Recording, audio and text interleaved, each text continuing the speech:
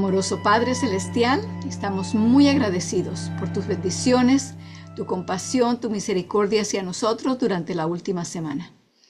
También te agradecemos que has hecho lo mismo con nuestras familias, nuestros familiares cerca y lejos, y que has seguido perdonando nuestros pecados, dándonos tu gracia, dándonos al Espíritu Santo para que nos acompañe y nos guíe y nos ayude a entender.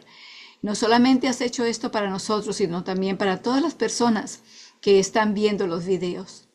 Te pedimos, Señor, que siempre vengamos a tu palabra con el deseo de escucharla con atención y de seguirla, no por nuestras propias fuerzas, sino permitiendo que tú la hagas completa en nuestros corazones y en nuestras vidas. Gracias, Señor, por todas estas bendiciones. En el nombre de Cristo Jesús. Amén. Entonces comenzamos con Mateo 1:21. Y llamarás su nombre Jesús, porque Él salvará a su pueblo de sus pecados. Estamos repasando la segunda mitad, así que entonces comenzamos con 2 de Pedro 3:13. Es más. Bien, que esperamos cielos nuevos y tierra nueva según sus promesas, en los cuales mora la justicia. Eso es 2 de Pedro 3:13. Luego tenemos a Hebreos 9. No, estoy haciendo lo incorrecto aquí. Es de la mitad para adelante. Así que comenzamos con 1 de Timoteo 2:5. Estaba confundiendo con el otro grupo. 1 de Timoteo 2:5. Porque hay un Dios, asimismo un mediador entre Dios y los hombres, Jesucristo, hombre. Esa es 1 de Timoteo 2:5. Luego viene 1 de Corintios 15:26. Una promesa excelente. Y el postrer enemigo que será destruido, que será deshecho. Y el postrer enemigo que será deshecho será la muerte. Gracias al Señor por esa promesa que también nos ayuda a vivir en consuelo a pesar de haber perdido algún ser querido. Luego de esto viene Habacuc 2:4, de la primera parte de la Biblia, ¿cierto? Aquel cuya alma se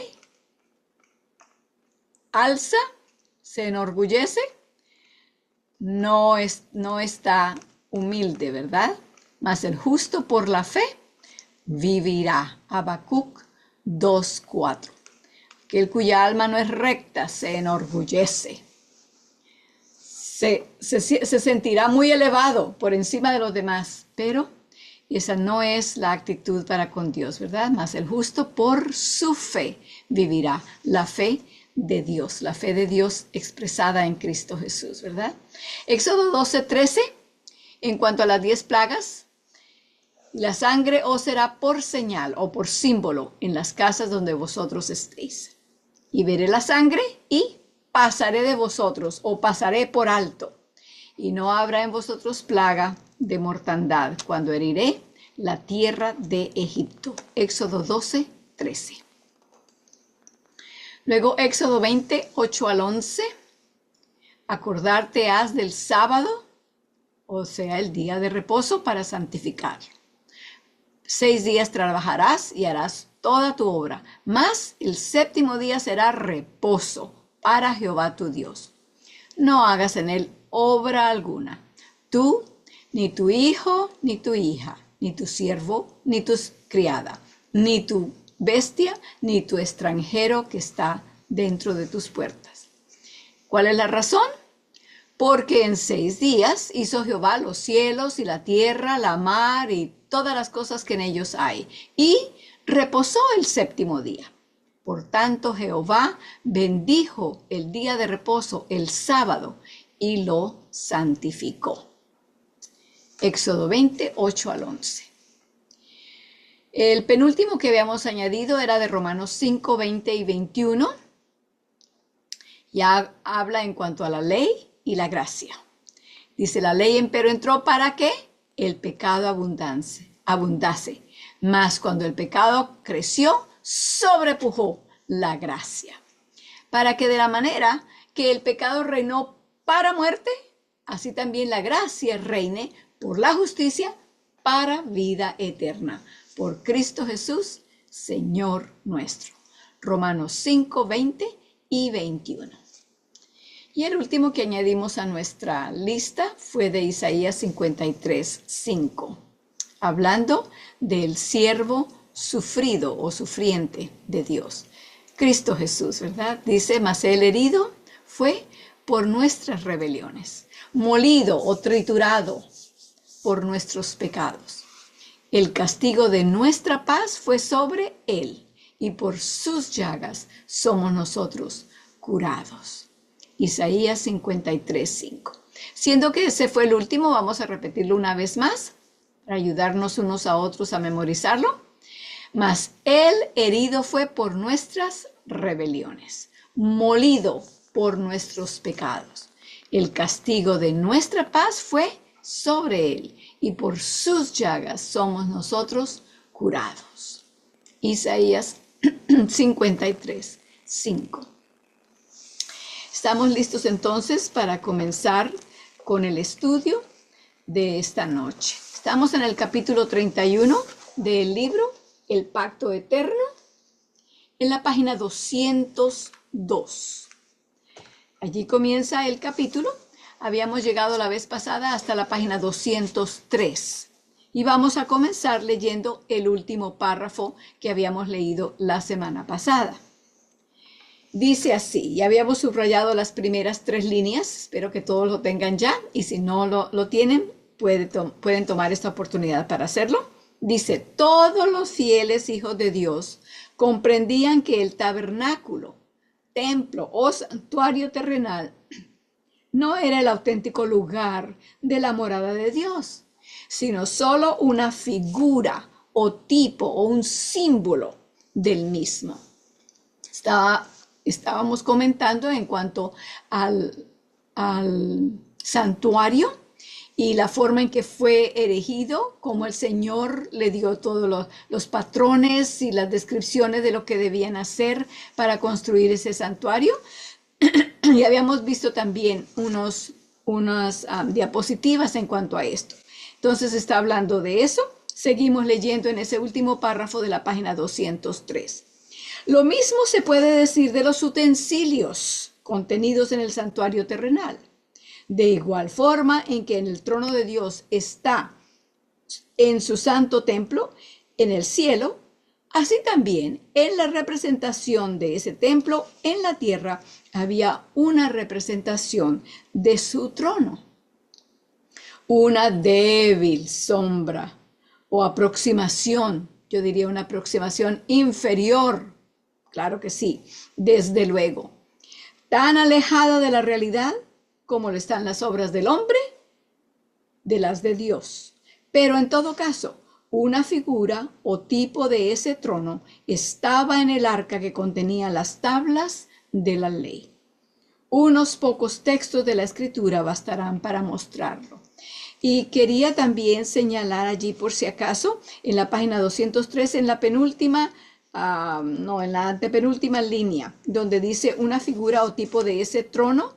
Después de trono hay un punto, debería ser una coma, y por lo tanto la palabra estaba comenzaría con E minúscula, ¿verdad? Es de la única manera que tiene sentido. Un error tipográfico, claro está. Y ahora seguimos en la página 204.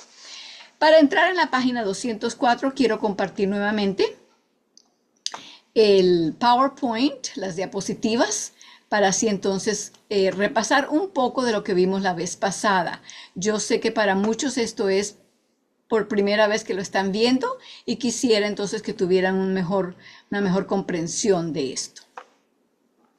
Entonces, el santuario y el trono de Dios. Esto es lo que estamos estudiando en esta sección, que el trono de Dios en el santuario es precisamente a donde vamos a llegar esta noche nuevamente en el repaso.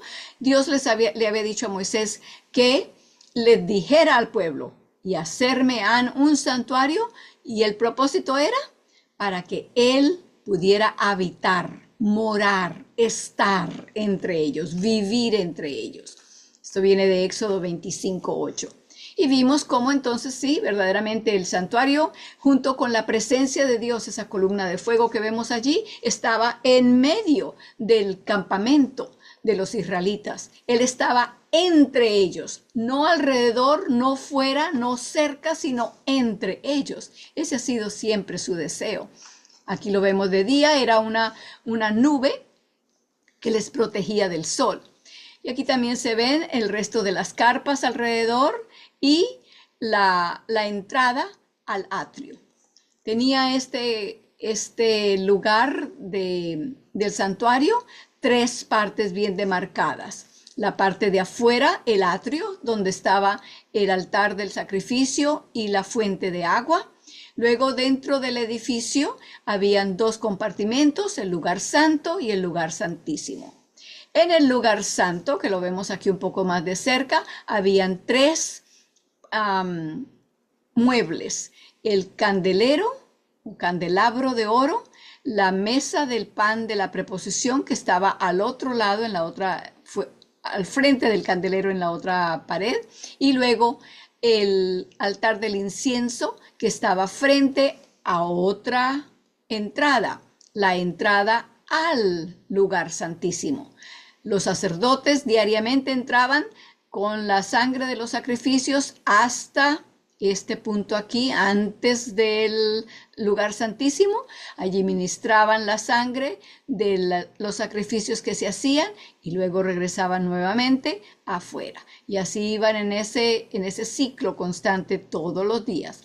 Una vez al año el sumo sacerdote entraba al segundo compartimento o al lugar santísimo donde se llevaba a cabo los servicios del día de expiación. En el segundo compartimento está aquí el único mueble que había en ese segundo compartimento y era el arca.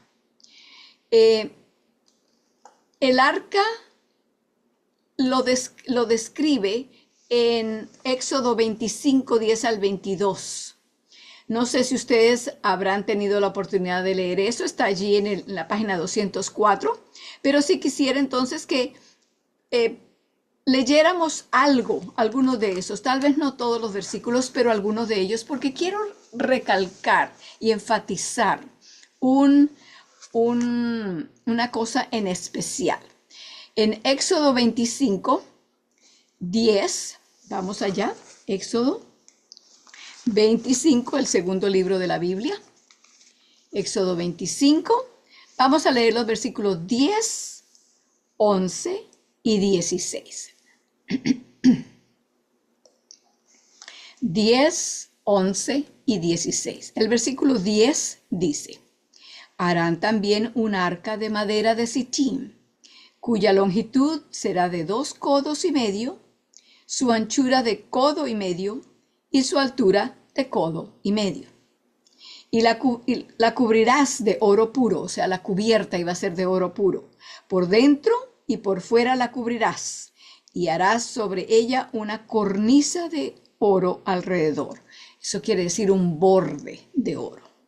Luego en el versículo 16 dice: y pondrás en el arca el testimonio que yo te daré.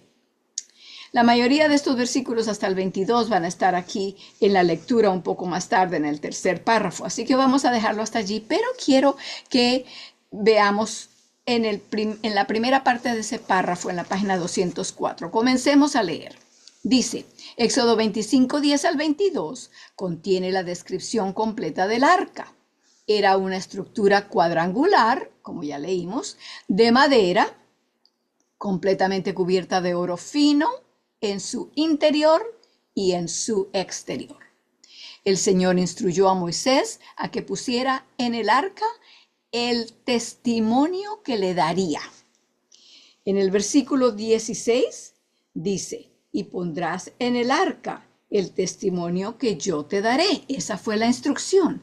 ¿Qué es el testimonio? Bueno, para esto quiero que entonces vayamos a Éxodo 32, en el mismo libro, Éxodo capítulo 32, versículos 15 y 16. Éxodo 32, versículos 15 y 16. No pierdan el 25, espero que no lo hayan perdido ya, pero estamos cerca, porque vamos a regresar al 25 después. Éxodo 32, 15 al 16.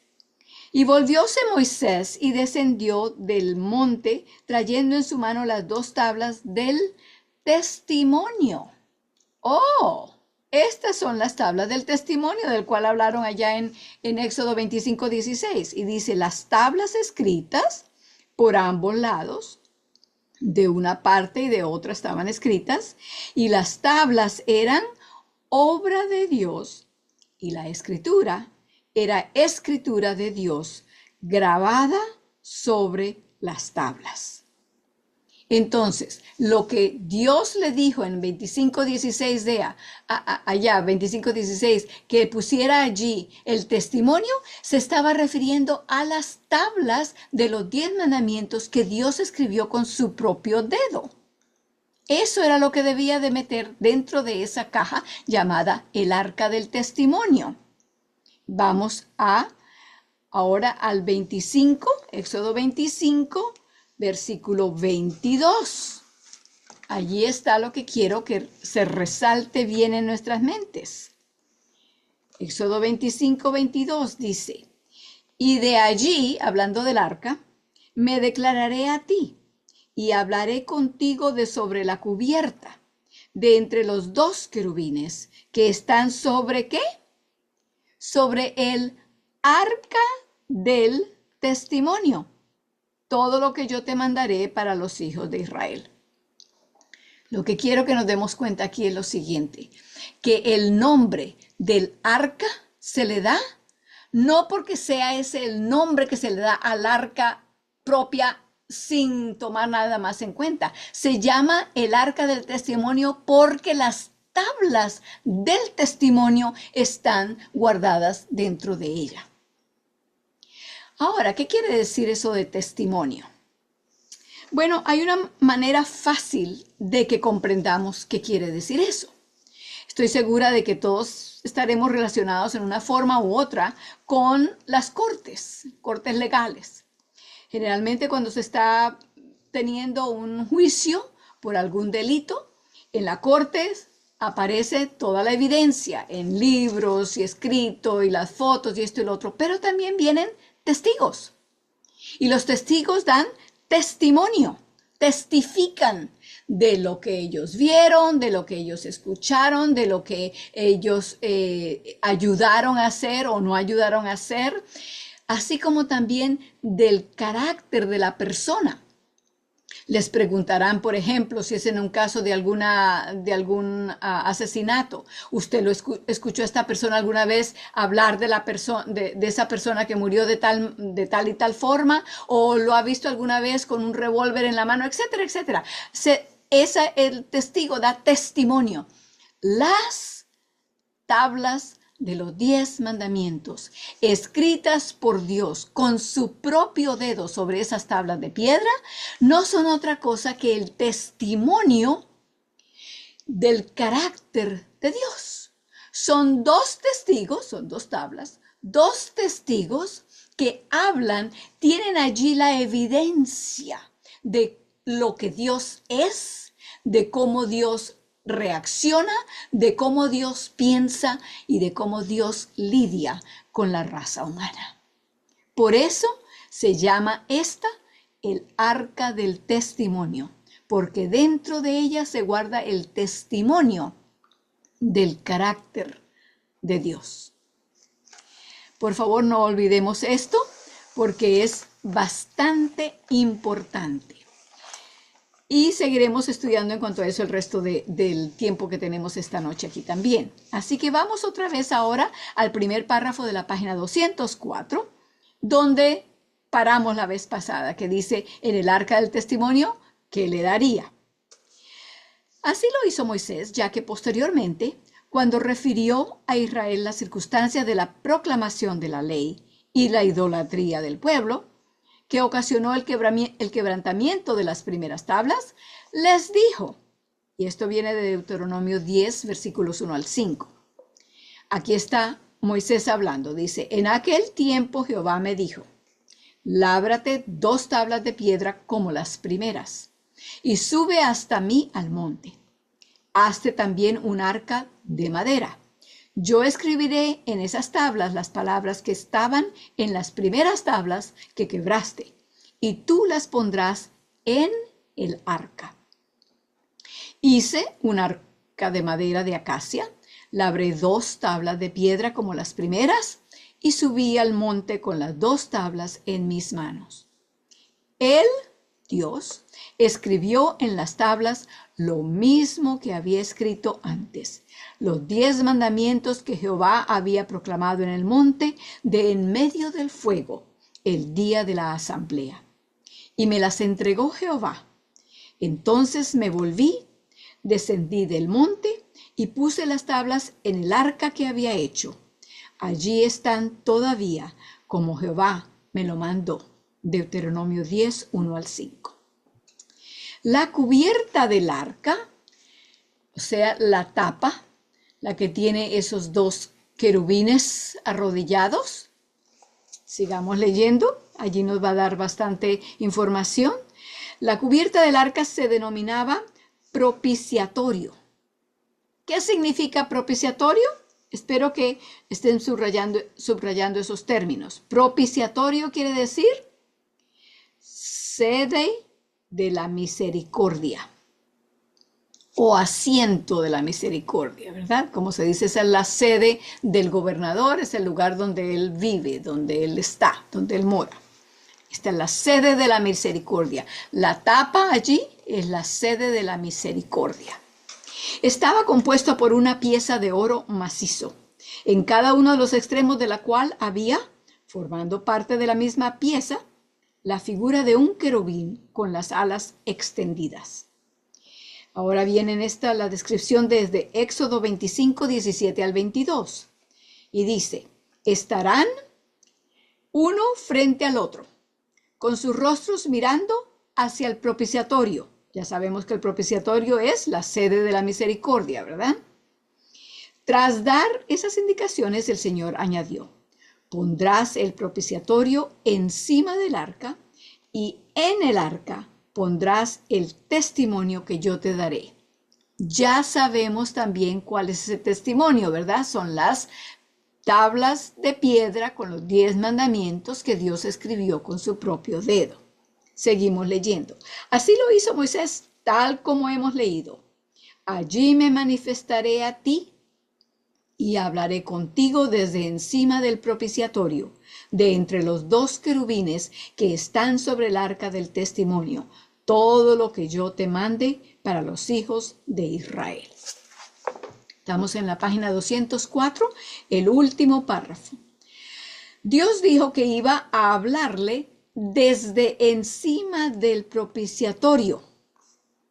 Así leemos de Salmos 99, 1 y 2, que dice, el Eterno reina, tiemblen los pueblos, está entronizado entre querubines, estremezcase la tierra, el Señor es grande en Sión, exaltado sobre todos los pueblos.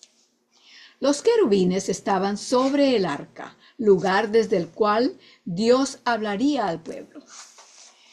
Página 205, aquí viene un poco más de explicación y claridad. Dice, propiciación significa gracia. De forma que en el propiciatorio del tabernáculo terrenal encontramos la representación del trono de la gracia, al que se nos anima a acudir confiadamente para alcanzar misericordia y hallar gracia para el oportuno socorro.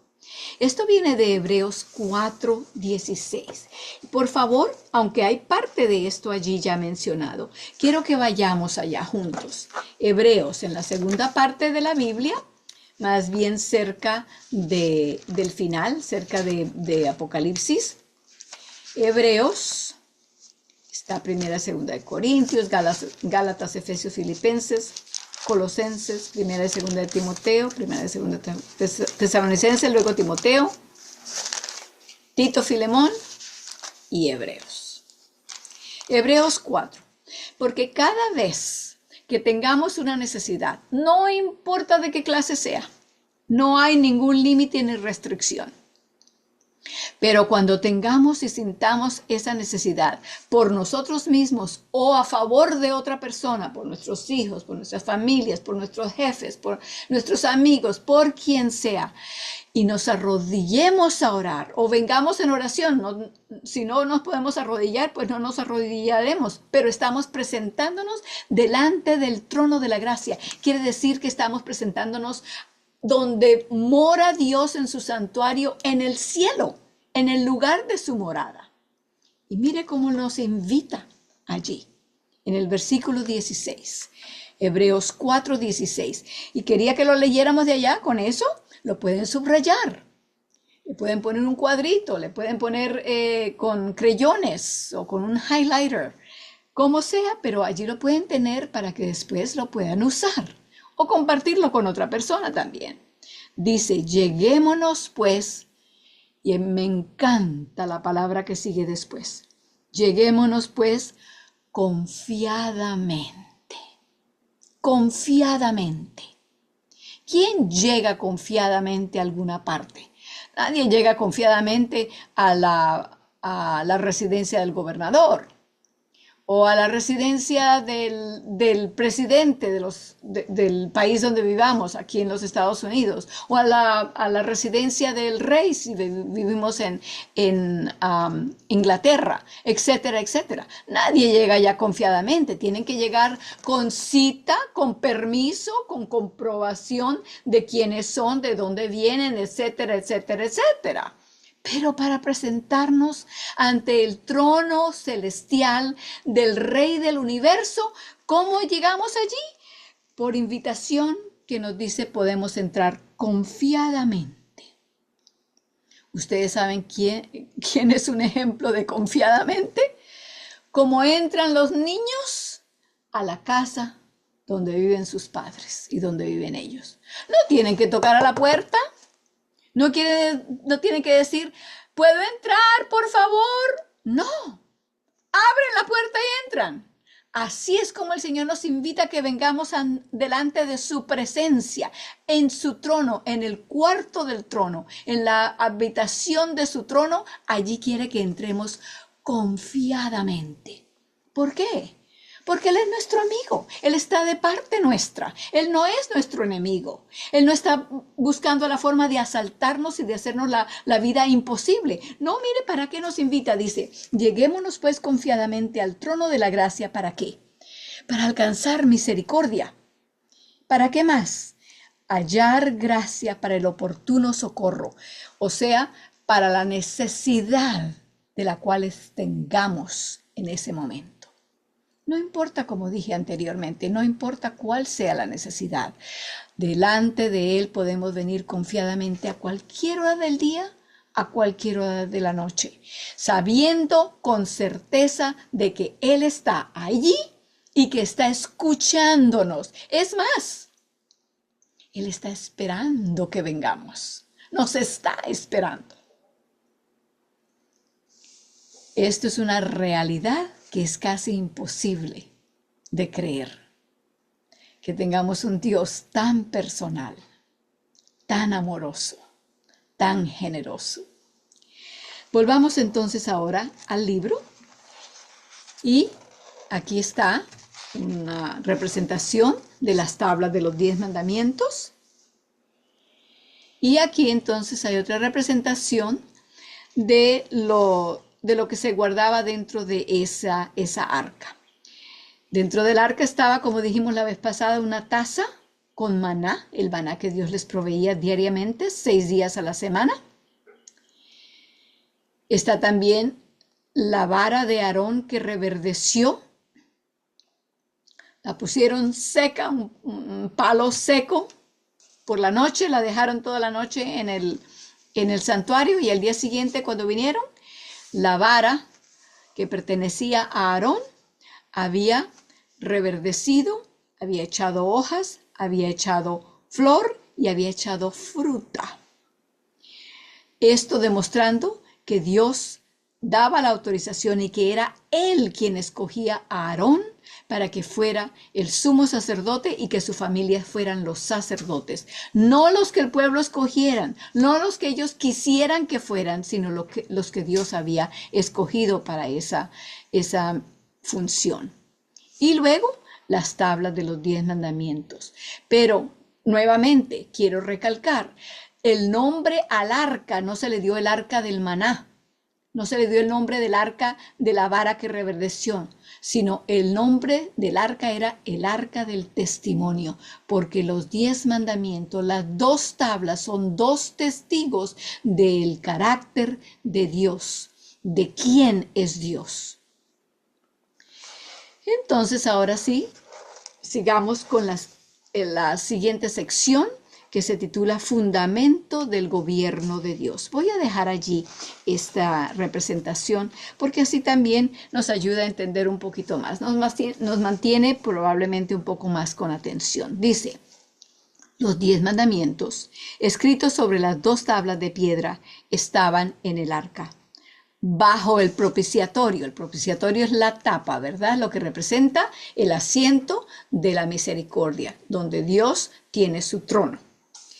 Bajo el propiciatorio, mostrando así que, por favor, subrayen, que la ley de Dios es la base o fundamento, diría yo también, de su trono y de su gobierno.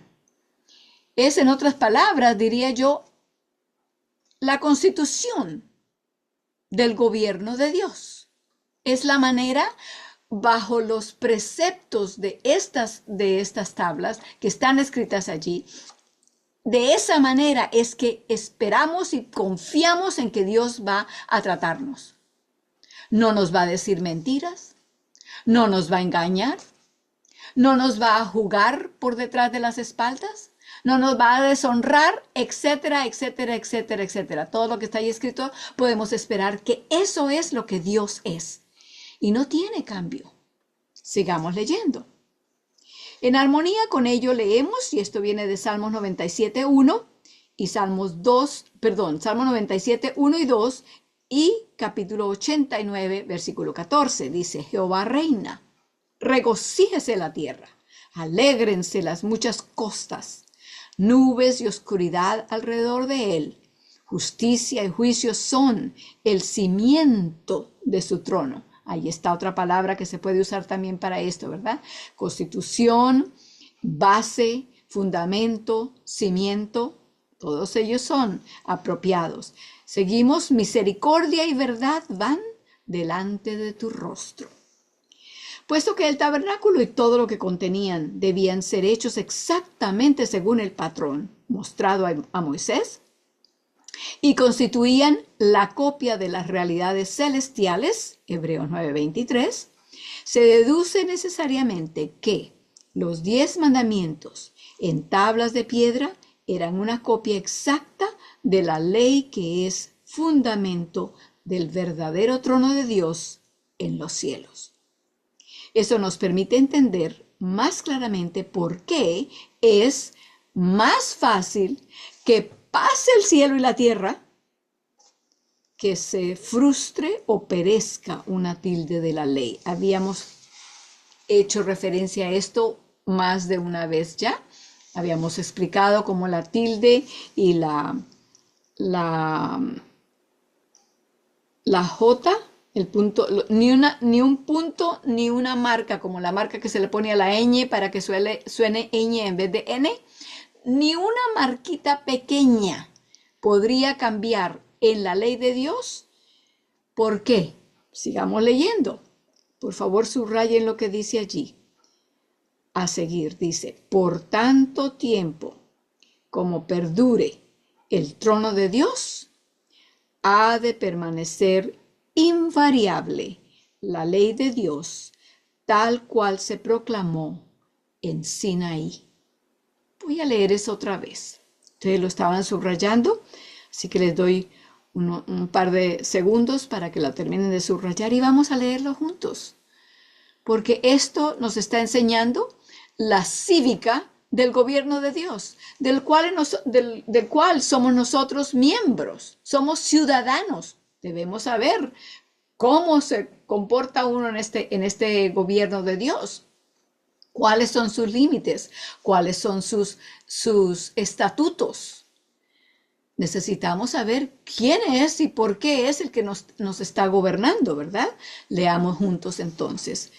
Por tanto tiempo como perdure el trono de Dios, ha de permanecer invariable la ley de Dios, tal cual se proclamó en Sinaí. Luego de Salmo 11:3 dice, si son destruidos los fundamentos, ¿qué puede hacer el justo? Subrayemos ahora las siguientes 2 líneas y media. Leámoslas despacio, juntos por favor. Si los 10 mandamientos, las piedras angulares del trono de Dios, fuesen destruidas, caería el propio trono y perecería la esperanza de los justos. Sería una calamidad que Dios llegara a cambiar la constitución de su reino, porque son incambiables como es Él. Él no cambia. Es más, y aunque no le había dado este versículo a Janet para que lo pusiera, sin embargo, estamos allí en Hebreos, ¿verdad? El libro que le sigue a Hebreos es el libro de Santiago. Vayan allá, son unas pocas páginas de donde estábamos. Y dice en el versículo, a ver, Santiago.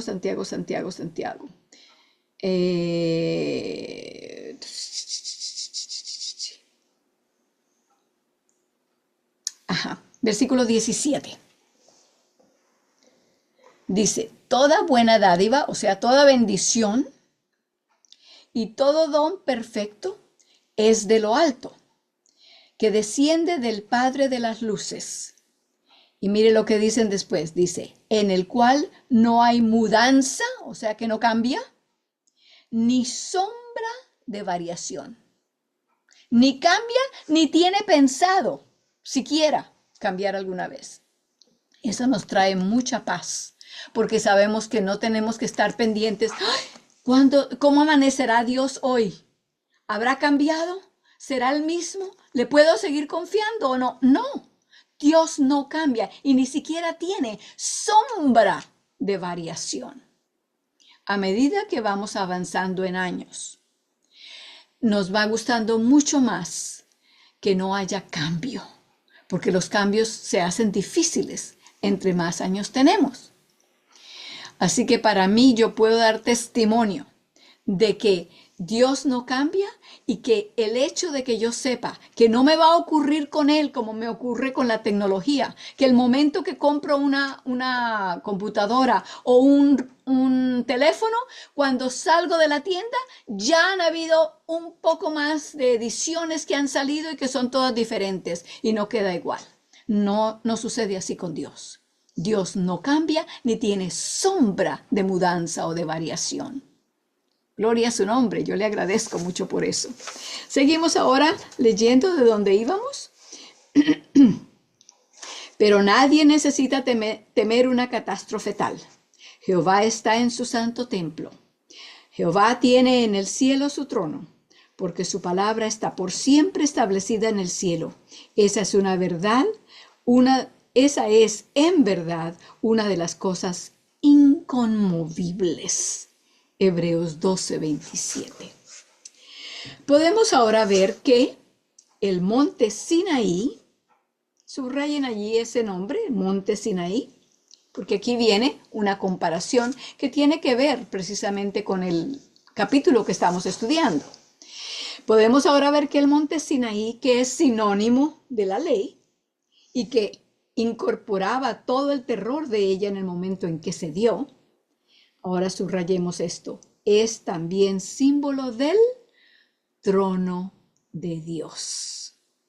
El monte Sinaí viene entonces a representar, es sinónimo con la ley, porque desde allí se habló, Dios la habló en tonos de trueno y de trompetas, y también viene a ser un sinónimo del trono de Dios, porque allí hubo ángeles, allí hubo luz, allí hubo trompetas, etcétera, igual que como se describe en otras partes también de la Biblia, lo que es el trono de Dios. De hecho, para aquel tiempo era el trono de Dios. Dios estaba allí presente junto a sus santos ángeles. Más aún, página 206, el espantoso terror del Sinaí no es más que el terror del trono de Dios en los cielos. Juan tuvo una visión del templo de Dios en el cielo y del trono en el que está sentado, y del trono salían relámpagos y voces y truenos. Apocalipsis 4:5. El templo de Dios fue abierto en el cielo. Esto también de Apocalipsis 11:19. El templo de Dios fue abierto en el cielo. Y el arca de su pacto, esto también es interesante, que se llama arca del pacto y del testimonio. El testimonio es el pacto que él ha hecho con nosotros, el contrato. Él ha dicho, esto que les estoy escribiendo aquí y que estoy jurando por mí mismo, es lo que yo prometo hacer en ustedes. Ese es el pacto que él ha hecho con nosotros. Seguimos leyendo. El templo de Dios fue abierto en el cielo y el arca de su pacto se dejó ver en el templo. Hubo relámpagos, voces, truenos, un terremoto y grande granizo. Esto fue lo que vio el apóstol Juan en una de las visiones que tuvo y que escribió en el libro de Apocalipsis. ¿Qué más? Del libro de Salmos dice, fuego irá delante de él. Salmo 97:3. Vemos allí entonces las comparaciones y cómo verdaderamente el título que tiene nuestro capítulo aquí que estamos estudiando es correcto. Sinaí y Sión. El monte Sinaí tuvo las mismas características porque allí estuvo la presencia de Dios. Él se entronó allá y dio su ley, la ley de su trono, la ley de su gobierno. Y de la misma manera, en representación de lo que es su trono en Sión. Sión se llama el trono de Dios en el cielo. Así que tenemos a Sinaí y a Sión, que son muy paralelos el uno con el otro. Seguiremos estudiando, terminaremos este. Les invito a que nos arrodillemos para orar.